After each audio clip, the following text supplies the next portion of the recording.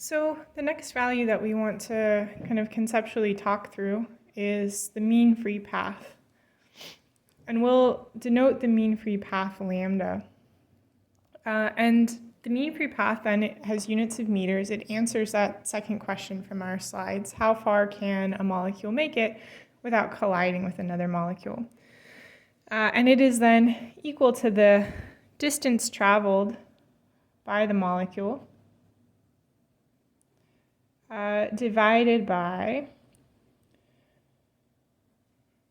the number of collisions, right? The distance it can make it before it collides on average.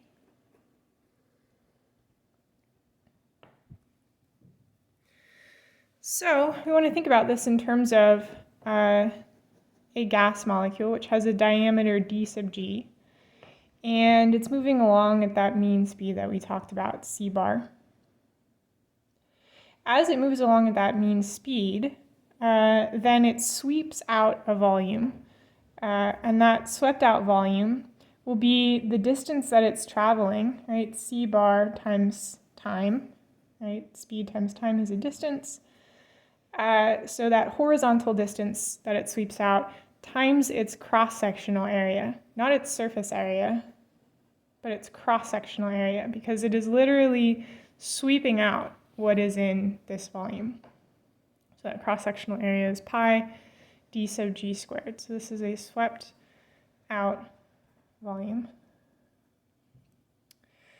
And then to get the number of collisions that this gas molecule has, then we have to see how many other gas molecules are kind of in its pathway.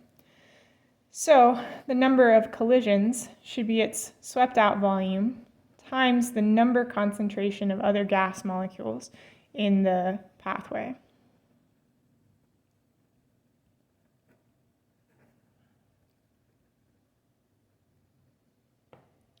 So we can use this kind of reasoning then to plug in for lambda. And we say the distance traveled by the molecule is c bar times t divided by the number of collisions, which is c bar times t pi d sub g squared times n sub g. And lambda then should be the following. We are missing one factor here, which is that the other gas molecules are also moving.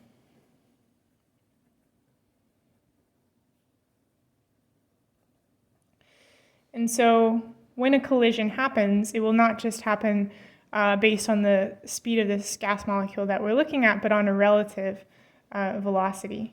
And so if we include that relative velocity in our number of collisions, then we get an additional square root of 2. So square root of 2 is greater than 1, right? So the fact that other gas molecules are also moving, that there is a relative velocity that reduces the mean free path. And so this is the expression that we wanted. And I want to go back to the ideal gas law. The number concentration of gas molecules is proportional to pressure and inversely proportional to temperature on the basis of the ideal gas law. And so what that implies then is that lambda, which is inversely proportional to N over G, is proportional to temperature and inversely proportional to pressure. So as the temperature increases, then the distance that my molecules can travel also increases, right? A nice way to kind of think about this is smells, right? So if we're thinking about hot food and you're walking through an open air market, then you will be able to smell hot food from a greater distance than cold food, right? The smell molecules, if you will, the smell, aerosol particles, they're able to travel further without being deflected if it is warm around the molecules or aerosol particles.